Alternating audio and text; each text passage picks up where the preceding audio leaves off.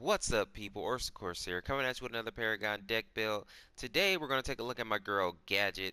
I know a lot of people kind of sleep on Gadget, but she's actually a really good hero, so I wanted to showcase the deck that I'm using for her. And I go with Knowledge and Order for Gadget. I think those are two great combinations for her. And in this front row here, I go with the Rejuvenator, usually first and foremost, unless I'm trying to get ahead very quickly, then I might go with the Font of Experience. But the Rejuvenator, you gain 12 health regen and 10 mana regen. It's consumable, so once you use it, it's gone, but it's only 200 gold. It's a very good card for making sure that you can stay out in your lane. Just gives you a little extra sustain.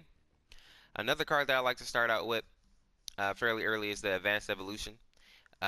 Basically, when you level, you restore 5% of your max health and 5% of your max mana per second for 3 seconds.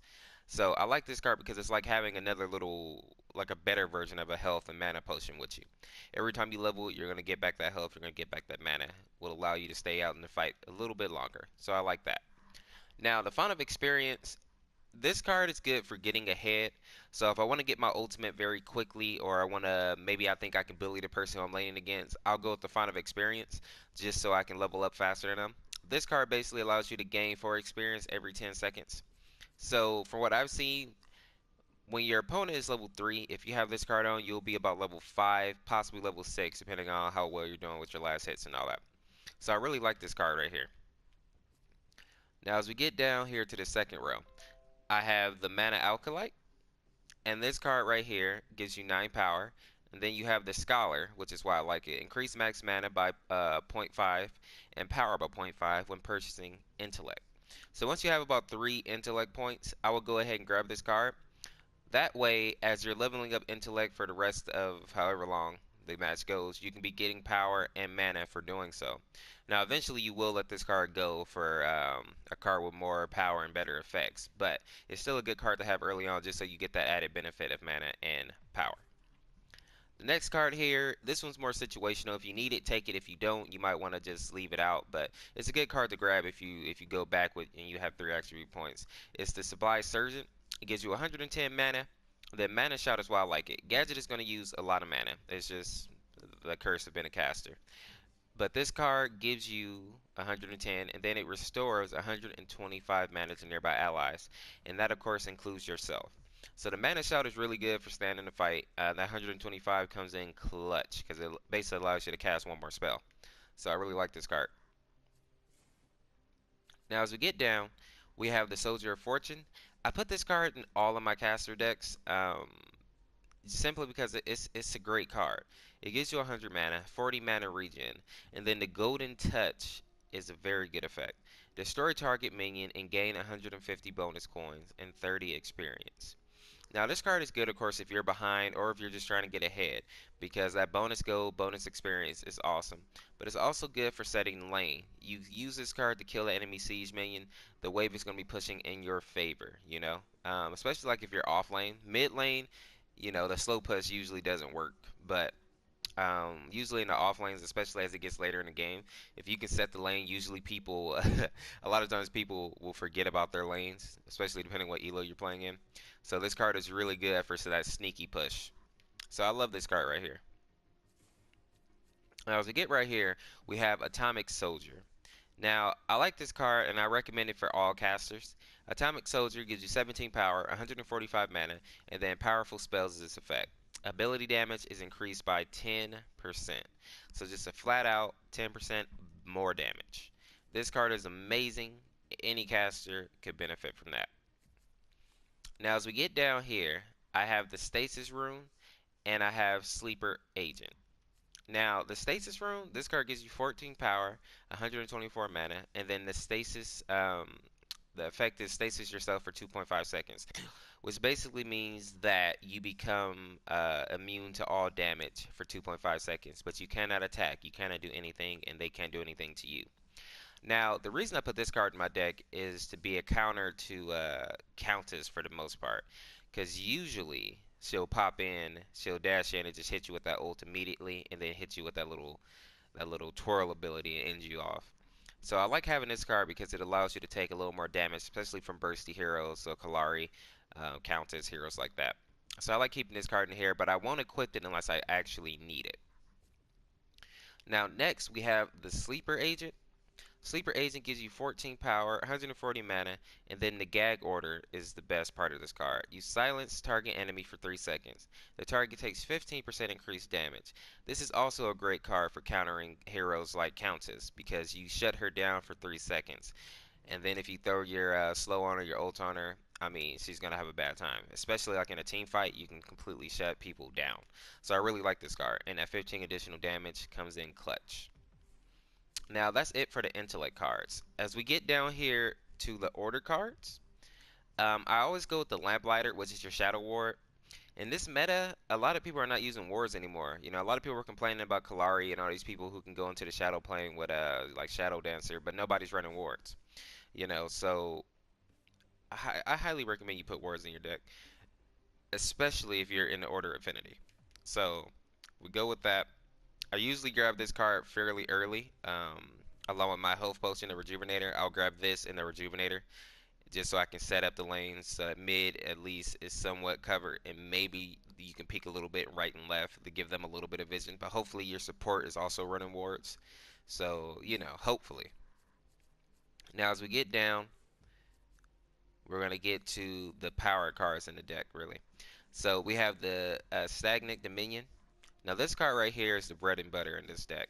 Um, it gives you 16 power, 40 mana, and then ability damage slows enemies' move speed by 150 for 1 second.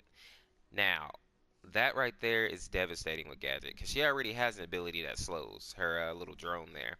The Seek and Destroy. I can't remember what it's called exactly, but it's the drone that flies out, lays down the little laser beams, and it slows you down. Well, when you equip this card, it's going to slow them down to just about a crawl. They're barely even moving. If you throw your ult on top of that, they're just stuck in it pretty much. I mean, if they have an escape, they can jump out. But for the most part, especially if you time it right, you can catch people just and do filthy damage to them. Now, this card right here, the Yami Spectre, it pairs well um, with the Stagnant Dominion because it gives you the 9 power, it gives you the 190 health, but it also gives you the glowing strikes. Dealing damage to an enemy reduces their ability armor by 12, and you gain true vision on the target for 10 seconds. Now, if you pair these two together, you're slowing the enemy down, you're dealing damage to them, and you're peeling away at their ability armor as you're dealing damage. So each tick of damage is doing more and more and more. So I like these two. They pair very well together, and I highly recommend these. Of course, go with your mana alchemy like you know, earlier game, your mana shout earlier in game. But as you get down to where you actually have some points to spend, once you get those 7 points in there, that's when you start swapping out for these cards here, because these are going to be the cards that deal that big damage. And then cards like Gag Order, I shouldn't call it Gag Order, but Sleeper Agent and Stasis Room, maybe save those for a little bit later in game. Like Sleeper Agent, I usually save that for in game. And Stasis Room is situational, like I said. Now, as we go to the gems, I only have one gem in Vitality, and that's for the Healing Towers. Just so I can keep that health regen under tower and the mana regen, because that 1.2 doesn't seem like a lot, but it makes a big difference. So I highly recommend that just to keep your mana up, because that is very important on Gadget. And then as we get into the actual gems in my intellect, I filled that out. We got the auto mana potion, which basically gives you 2.5 mana regen when you fall below 40% mana. So like I say, it just keeps your mana up. And then we got deadly mana. Killing an enemy minion increases max mana by 2. So I like this simply because it gives you a larger mana pool towards the end of the game. Now, as long as you're getting your last hits, you are going to be getting mana, basically. So it just gives you more incentive to get those last hits, which is always great. Now, as we get down here, we have the spell burn. Like I say, you are a heavy caster, so of course you're going to be doing a lot of spell damage. So 2.5 power is what it gives you. And then the effect is abilities deal bonus damage equal to 2% of enemy's current health over 3 seconds. Now, 2% doesn't seem like a lot, but on top of your damage already, it does add up. Plus, it keeps the people from going back. They're going to be ticking for a couple of seconds, which will allow you time to close that gap or to finish them off. So I like spell burn on Gadget. Now, ruthless spells. This gives you 20% mana regen, and then you deal an additional 1% ability damage for every 10% of the enemy's missing health. Like I said, as you get later in the game, you're going to be slowing people so much, you're going to be dealing so much damage to them. The ruthless spells just stacks onto that, and you're going to be burning away at people's life. So I like that combo.